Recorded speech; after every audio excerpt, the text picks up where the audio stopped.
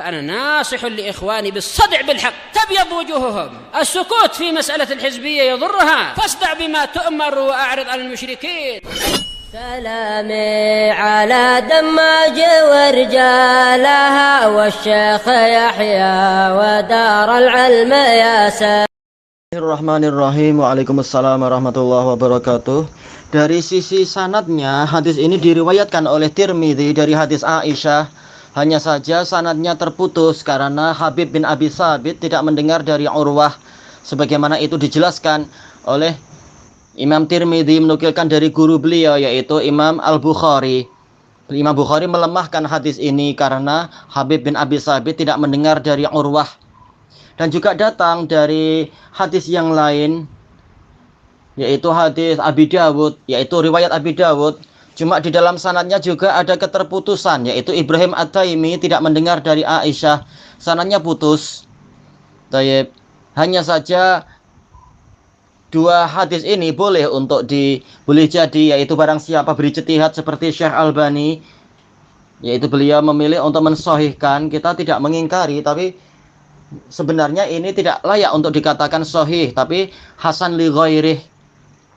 Karena apa? Para ulama mutaqaddimin telah mengingkari hadis ini, yaitu disebutkan oleh Imam Tirmidzi sendiri. Yahya bin Sa'id Al-Qattan sangat melemahkan hadis ini. Dan bahkan Imam Bukhari mengatakan tidak ada yang sah dari Nabi SAW dalam bab ini sedikit pun.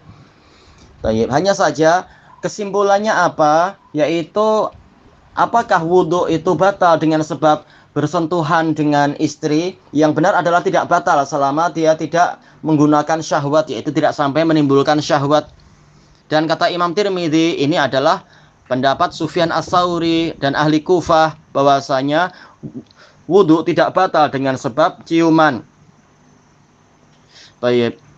Adapun kalau sebagian ulama yang lain mengatakan bahwasanya ini wajib untuk berwudhu, tetapi tidak sahih pula yang seperti ini. Karena tidak ada dalilnya bahwasanya wudhu itu batal dengan sebab ciuman. Maka yang benar adalah boleh, masalah boleh, yang penting tidak bersyahwat. Adapun seandainya di hadisnya tadi disahihkan atau dikatakan hasan li ghairih, maka jelas secara zahir tidak memakai niqab di rumah sendiri, istri dengan suami, istri tidak memakai niqab.